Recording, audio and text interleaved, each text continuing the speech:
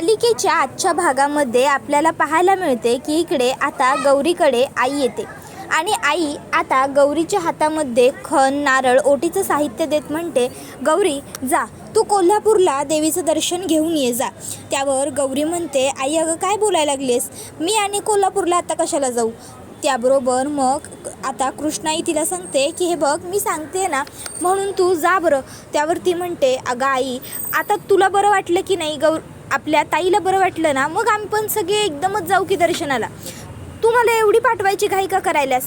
त्यावेळी शारदा तिकडे येते आणि म्हणते की माझ्यामुळं होय गौरे काय झालं आहे ना, म्या नवस बोललो होतो देवाला म्हणून आई तुला घाई करायला.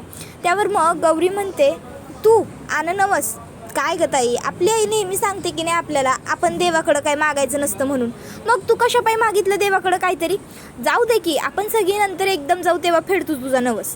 त्यावरती म्हणते की नाही नाही असं करून नाही चालायचं, मी नवस माझ्या लग्नासाठी मागितलेलं आहे त्यामुळं आत्ताच जाऊन तो फेडायला पाहिजे ना, जाऊ दे तुला जमणार नसेल तर मग मीच जाते. त्यावर गौरी म्हणते, नाही नको जाईन मी.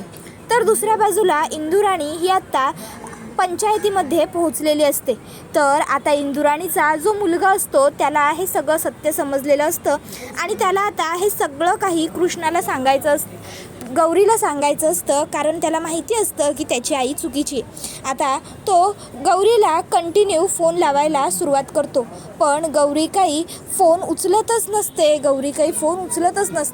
आता गौरी फोन उचलत नसल्यामुळे इकडे त्याला टेन्शन येतं की काय झालं असेल, का गौरीताई फोन उचलत नसेल. तर इकडे गौरी ही गाडी चालवत असते. तर तोपर्यंत इकडे आता पंचायतीमध्ये जी मंडळी असते ती सुद्धा आलेली असते. दुसऱ्या बाजूला गौरी ही अजूनही पुढे पुढे चाललेली असते. आता इकडे ती सगळी मंडळी जशाच मातोश्री येतात तशा उठून उभी राहते. गावकरी सुद्धा हर हर महादेव म्हणतात, मातोश्री सगळ्यांना हर हर महादेव विश करतात. त्याच्यानंतर मग मातोश्री स्थानापन्न होतात. त्याबरोबर लगेचच आता त्या ठिकाणी इकडे इंदुराणी लगेच पुढे पुढे करू लागते, मातोश्री मला माहीतच होतं बघा आज तुमच्या न्यायालयात मला न्याय मिळणार.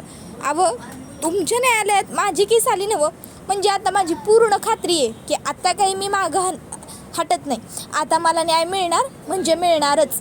खरंच मातोश्री माझा तुमच्यावर लईच विश्वास आहे. खरंच तुमच्या न्यायालयात न्याय मिळणार नाही असं काही होणार नाही नवं. त्याबरोबर मग मातोश्री म्हणतात की झालं तुझं. तशी ती म्हणते, तुमच्या निष्ठावंत कार्यकर्त्याला आज तुम्ही न्याय देणार. त्यावर मातोश्री म्हणतात, कार्यकर्ता असो नाहीतर शत्रू असो कोणी असला तरीसुद्धा न्याय आम्ही समानच करतो सगळ्यांचा. त्याबरोबर आता लगेचच इकडे इंदुराणी म्हणते, हां ते तर झालंच मातोश्री. त्याबरोबर लगेचच आता मातोश्री म्हणतात, आणि केक जो असा सतत आमच्या मधी बोलतो की नाही त्याला आम्ही काय करतो अरविंदराव जरा सांगताय का. तसे लगेच अरविंदराव म्हणतात, त्याला आम्ही हकलून देतो. त्याबरोबर मग मात्र लगेचच इंदुराणी ही गप्पच बसते. मातोश्री म्हणतात की ही पंचायत इथे कामासाठी भरलेली आहे. तशी लगेचच इंदुराणी म्हणू लागते, अहो मातोश्री मला माहिती आहे ना, काय सांगू मातोश्री तुम्हाला, मी त्या बाईचे गुण, ती बाई आहे ना एकदम बेकार आहे. ती बाई म्हणजे उगाच फक्त लोकांना गोड बोलून काटा काढायची मागेची आहे. त्याबरोबर मातोश्री म्हणतात, एक मिनिट, हे जे पंचायतीचं काम आहे ते दोन्ही बाजूंचं ऐकून घेणं असं आहे, एका बाजूचं नाही, थांबा जरा. तर दुसऱ्या बाजूला इकडे शारदा म्हणते, आयागत जरा रिक्षा बघू की. त्यावर मग लगेचच आता कृष्णाई म्हणते, नाही न गं आपण दोघीच आहोत ना, चल जाऊ चालत त्यांच्या वाड्यापर्यंत. त्यानंतर मग आता त्या दोघी वाड्यापर्यंत येत असतात. तर दुसऱ्या बाजूला आता मातोश्री आणि सगळेच लोक कृष्णाईची वाट बघत असतात. कृष्णाई अजून आलेली नसते. इंदुराणी लगेच बोलू लागते, बघा मातोश्री बघा, अजून पण ही बाया आलीच नाही. इथं एवढी लोक तुमचा न्याय निवाडा पाहण्यासाठी आलेली आहेत, इथं एवढी लोक तुमची वाट बघायला आलेली आहेत, पण कोणाला काहीतरी आहे का तुमचं येण्याचं.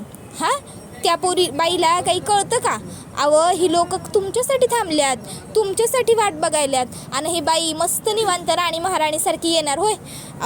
हिला बाकीच्यांच्या येळेची पर्वा नाही, बाकीच्यांचं जाऊ द्या हो, पण किमान तुम्ही तुमच्या येळेची तरी किंमत केली पाहिजे का नाही मातोश्री. हे काय समजते स्वतःला. त्याबरोबर मातोश्री शांत राहायला तिला सांगतात. तर दुसऱ्या बाजूला इकडे आता तिला तिचा नवरा म्हणतो, वाह इंदुराणी हुशारच आहात की तुम्ही. त्याबरोबर मग आता दुसऱ्या बाजूला इकडे इंदुराणीचा मुलगा हा इकडे आलेला असतो आणि तो मिनीला भेटतो.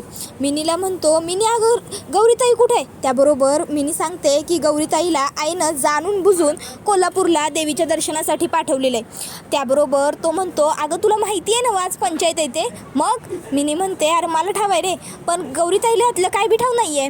त्याबरोबर दुसऱ्या बाजूला इकडे इंदुराणी म्हणू लागते, मातोश्री बघताय ना अजून पण ह्या बाईचा काही पत्त्या नाही आहे. अहो ह्या बाईला ना कुणाच्या वेळेची काही पडलेलीच नाही आहे. बाई एक नंबरची अशी आहे तशी असं आता खूप काही इंदुराणी कृष्णाईबद्दल बोलत असते. तर इकडे आता लगेचच मिनी म्हणते, तूच फोन कर गौरीताईला आणि तूच सांग सगळं. मग लगेचच आता बिंदुराणीचा मुलगाच गौरीला कॉल करतो आणि आता तो गौरीला म्हणतो, गौरीताई अगं कधीपासून फोन करायलोय, का उचलना झाल्यास? गौरी म्हणते, बोल की, गाडी चालवत होतो, एवढा काय तुला दम निघाना होय? त्याबरोबर मग आता इकडे बिंदुराणीचा मुलगा आणि मिनी आता लगेचच गौरीला सगळं सत्य सांगून टाकतात. आता त्या दोघा भावंडांनी सगळं आपल्याला सत्य सांगून टाकल्याबरोबर गौरीच्या लक्षात येतं, याचा अर्थ म्हणूनच आईने मला एवढी घाई केली होती आणि एवढ्या घाईघाईने तिने मला इकडे पाठवलेलं आहे. खरंच म्हणजे आई असं का वागली? आता गौरीला ताबडतोब ते शब्द आईचे सतत आठवू लागतात. गौरे एवढा नवस फेडून ये ग, आपल्या शारदाचा नवस आहे नव, जा फेडायला.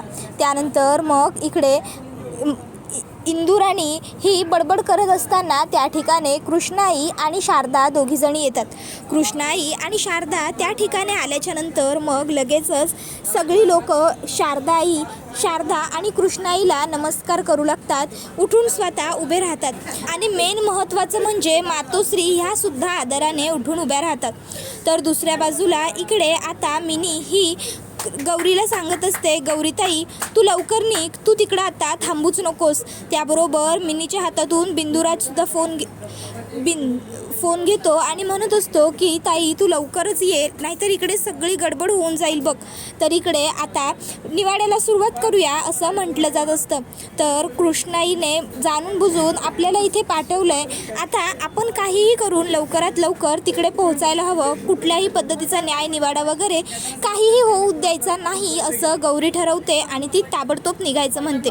त्याबरोबर इकडे लगेचच मातोश्री म्हणतात, या आम्ही तुमचीच वाट बघत होतो कृष्णाई, चला मग आता आपण न्याय निवाड्याला सुरुवात करू. आणि त्याच्यानंतर मग मातोश्री ह्या निवाड्याला सुरुवात करतात. शारदा आणि कृष्णा ह्या बिचाऱ्या दोघीजणी घाबरलेल्या असतात. तर जगन्नाथ आणि त्याची बायको म्हणजेच इंदुराणी ह्या दोघं जणांनी आता कृष्णाईवर आरोप केलेले असतात की हिने आमची जागा लुटली, लुबाडली, आम्हाला फसवलं वगैरे वगैरे. त्याबरोबर कृष्णाई म्हणत असते की नाही जी, म्या कुणाला बी लुटलं नाही किंवा लुबाडलं बी नाही, म्या असं काय बी केलेलं नाही आहे बघा. अहो ह्यांनी जाणून बुजून बळजबरीनं स्वतःहूनच मला पैसे दिलं होतं, म्या तर यांच्याकडं पैसे मागितलं बी नव्हतं.